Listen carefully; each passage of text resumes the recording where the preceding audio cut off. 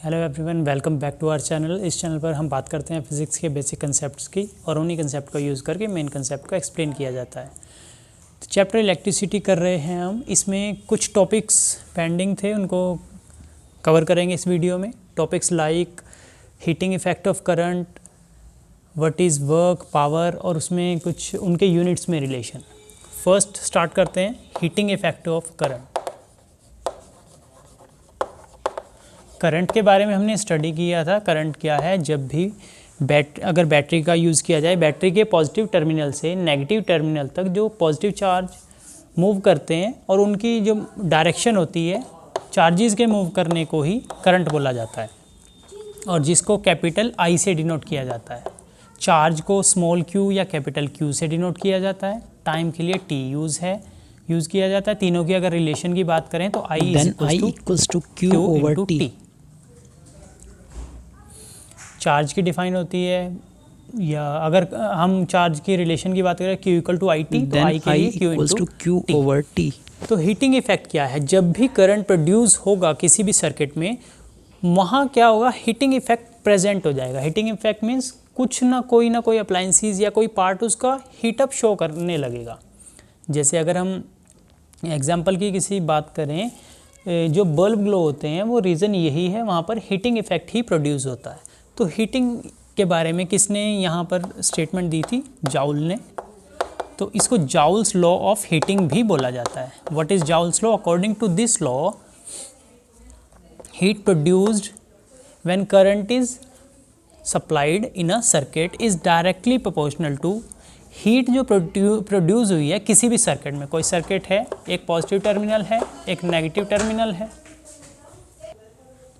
Battery given है, positive negative terminals हैं उसके, और इसको कनेक्ट किया गया है किसी भी अदर इसमें अप्लायंसेस लगाए गए हैं, चाहे बल्ब है, रेजिस्टर है, और एमीटर, वोल्टमीटर है, की लगाई गई है। जब इनको कनेक्शन किया गया, ये कंप्लीट सर्किट हो जाता है। की को क्लोज कर दिया जाता है तो करंट सप्लाई यहाँ पर स्टार्ट हो जाती है। ये जो एरो शो कर रहा है ये करंट के बारे में कैपिटल आई से डिनोट करते हैं। तो जाउल्स लॉ के अकॉर्डिंग यहाँ पर जो हीट प्रोड्यूस हो रही है इस बल्ब में या किसी भी अप्लायंस में, वो कौन कौन से फैक्टर्स पे डिपेंड करती है? It depends upon square of current supplied through a conductor या सप्लाइड थ्रू सर्किट। जितना भी करंट है उसके स्क्वायर पे डिपेंड करता है। सेकंड, रेजिस्टेंस ऑफ कंडक्टर, जो भी रेजिस्टर लगा हुआ है उसका कितनी रेजिस्टेंस की वैल्यू है उस पर। And third, depends upon the time for which current is passed, और कितने टाइम के लिए करंट पास किया गया। कंबाइनिंग ऑल दीज फैक्टर, सभी को कंबाइन करते हैं। H directly proportional to I square R into T, और H इज इक्वल्स टू, अगर प्रोपोर्शनैलिटी का साइन एलिमिनेट किया जाता है, हटाया जाता है, तो यहाँ पर कुछ ना कुछ कांस्टेंट आ जाएगा, और इस कांस्टेंट को क्या लिखा जाएगा? स्मॉल k, या k से हम इसको डिनोट कर सकते हैं। तो यहाँ पर अगर k की वैल्यू, कांस्टेंट की वैल्यू 1 हो जाती है तो H कितना आ जाएगा? आई स्क्वेयर R इंटू टी। तो ये किसकी वैल्यू आ जाएगी? हीट की वैल्यू आ जाएगी। और यहाँ पर हीट क्या है? It is a form of energy, तो इसके यूनिट्स आ जाएंगे इतने जाउल्स। अगर 1 जाउल को कैलोरी में कन्वर्ट किया जाए तो कितनी वैल्यू होती है? 1 जाउल इज इक्वल्स टू 1/4.18। तो यहाँ पर वैल्यू पुट कर सकते हैं 4.18, ये कैलोरी में कन्वर्ट हो जाएगा। ये क्या है? एक रिलेशन है कि 1 कैलोरी में 4.18 जाउल प्रेजेंट होते हैं। तो ये जो रिलेशन हो गई हीटिंग इफेक्ट से रिलेटेड, किसी भी सर्किट में हीट प्रोड्यूस हो रही है उसको जाउल ने एक्सप्लेन किया था, तो उसी अकॉर्डिंग इसका नेम जाउल्स लॉ रखा गया है। ये डिफरेंट फैक्टर्स पे डिपेंड करता है। कौन कौन से? जितना करंट है उसके स्क्वायर पे, रेजिस्टेंस पे, टाइम पे। जब इनको कंबाइन किया गया तो लास्ट हमारे पास ये रिलेशन बन जाती है हीट के लिए।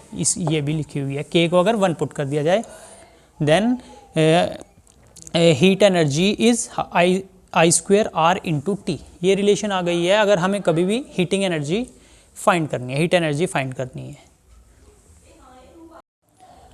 नेक्स्ट एनर्जी की बात करते हैं, इलेक्ट्रिकल एनर्जी जो प्रेजेंट हो सकती है किसी भी सर्किट में। अगर ये एक सर्किट डायग्राम है एक जिसमें सेल कनेक्ट किया गया है, रेजिस्टर कनेक्ट किया गया है, और की के थ्रू ये अरेंजमेंट सारी हो रही है। पॉजिटिव चार्ज से जो है डायरेक्शन रहती है उसको करंट की डायरेक्शन माना जाता है, तो यहाँ पर कैपिटल आई से इसको डिनोट किया गया है। और रेजिस्टर्स पे यहाँ डिफरेंट पॉइंट्स पर जो है पोटेंशियल डिफरेंस मेंटेन किया गया है, स्मॉल v से डिनोट कर रहे हैं। चार्ज जो है स्मॉल q ये मूव कर रहा है from one end to another, और अगर ये t टाइम के लिए मूव करता है तो कितनी वैल्यू होगी यहाँ पर वर्क के लिए? Work is q into V, और चार्ज के लिए वैल्यू होती है q equal to I into T. Two relations हैं हमारे पास, फर्स्ट एंड सेकंड। तो q जो वैल्यू है वो अगर यहाँ पर पुट की जाती है तो वर्क के लिए रिलेशन आ जाएगी q के लिए i into T and v as it is, तो कंप्लीट बन जाएगी w equals to V I T. Small t रहेगा टाइम के लिए। तो ये जो रिलेशन होती है this is to find work. Work के लिए वैल्यू ऐसे फाइंड की जा सकती है। और ये ही क्या है? Work it is a form of energy. तो एनर्जी क्या आ जाएगा? Electrical energy. इसको ई से भी डिनोट कर सकते हैं, E is equals to V I T. और यूनिट्स की बात की जाए तो एनर्जी है तो इसके यूनिट्स जाउल हो जाएंगे। तो हमारे पास ई के लिए ये रिलेशन आ जाती है, वर्क के लिए ये रिलेशन आ जाती है। अगर यहाँ से हमें पावर फाइंड करनी है, पावर की वैल्यू कितनी है, तो वो क्या होगी? As we know power is rate of doing work, rate of doing work, कि कितना वर्क है और वो कितने टाइम में पॉसिबल हो पा रहा है। इस रेशो से जो भी आंसर आएगा दैट इज़ पावर। वर्क की अगर हम यहाँ से रिलेशन में वैल्यूज़ पुट करें V I T over T, T से टी कट हो जाता है यहाँ पर, तो पावर के लिए रिलेशन आ जाती है v इंटू आई। फर्स्ट रिलेशन तो पावर के लिए ये आ जाएगी v इंटू आई। इसी रिलेशन से अदर रिलेशंस हो सकती हैं, लास्ट वीडियो में भी डिस्कस किया गया था इसके बारे में, एक बार उसको भी चेक कर सकते हैं आप। From ohm's law v equals to I R, ohm's law के अकॉर्डिंग अगर इस रिलेशन को पुट किया जाए, v की जगह आई आर अगर पुट करते हैं तो v is I into R और i एज इट इज़, तो ये बन जाएगा आई स्क्वेयर आर पावर के लिए। सेकंड, अगर यही वैल्यू यहाँ पर अदर जो रिलेशन अगर हमें फाइंड करनी है ओम्स लॉ का ही यूज़ किया जाएगा। अगर v आई आर हम पुट कर चुके हैं, अदर जो यूज़ कर सकते हैं करंट के लिए relation v as it is, और i के लिए आ जाएगा v बाई आर। अगर इसको यहाँ पर क्रॉस मल्टीप्लाई कर दिया जाए तो it is v by R, i को पुट किया v बाई आर, तो रिलेशन बन जाती है v स्क्वेयर ओवर r। तो पावर के लिए हमारे पास डिफरेंट रिलेशंस आ जाती हैं, एक तो p equal to V I, एक p equal to I square R and p equal to V square by R. तो ये डिफरेंट रिलेशंस हैं जो पावर के लिए यूज़ की जा सकती हैं, या पावर इनसे कैलकुलेट कर सकते हैं। अगर किसी भी सर्किट में वोल्टेज गिवन है और करंट गिवन है तो पावर कितनी है वो फाइंड हो सकती है, पावर कितनी कंज्यूम होगी। आई आर भी पुट कर सकते हैं, वी आर गिवन है तो उसी अकॉर्डिंग भी पावर फाइंड की जा सकती है। नेक्स्ट बात करते हैं units of power.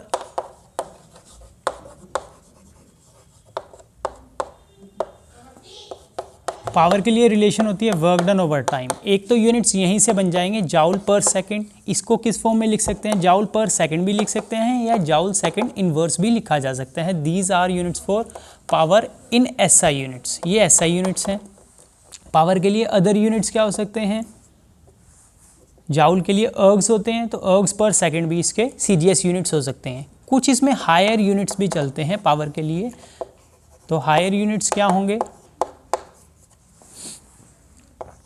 Like megawatt, kilowatt, gigawatt. Mega means 10 power 6 और watt as it is. Kilo means kilo, last video में भी डिस्कस हुआ था, डिस्क्रिप्शन में लिंक दे दिया जाएगा। कुछ टर्म्स वहाँ पर डिस्कस हुई हैं, एक बार उसको भी आप चेक कर सकते हैं। किलो के लिए 10 पावर 3 एंड गीगा के लिए 10 पावर 9 वाट। ये रिलेशंस जो हैं पावर के हायर यूनिट्स के लिए यूज़ होंगी। कुछ जो हैं ब्रिटिश इंजीनियरिंग सिस्टम में यूज़ होते हैं, जैसे पावर के लिए वहाँ यूनिट्स यूज़ होते हैं हॉर्स पावर। हॉर्स पावर इसको HP से डिनोट किया जाता है और इसकी वैल्यू 746 वाट होती है। अगर इसको किलोवाट में लाना है तो 1000 से डिवाइड किया जाएगा तो 0.746 किलोवाट, ये HP के लिए रिलेशन आ जाएगी। तो ये क्या है, पावर के डिफरेंट यूनिट्स हैं। हमने इसमें डिस्कस किया हीटिंग इफेक्ट ऑफ करंट, और उसके बाद इलेक्ट्रिकल एनर्जी की रिलेशन और पावर से रिलेटेड जो भी हमारे पास डेफिनेशंस या डिफरेंट रिलेशंस हो सकती हैं, और उसके बाद ये उसके यूनिट्स आते हैं। एक इम्पॉर्टेंट रिलेशन है किलोवाट आवर एंड जाउल में।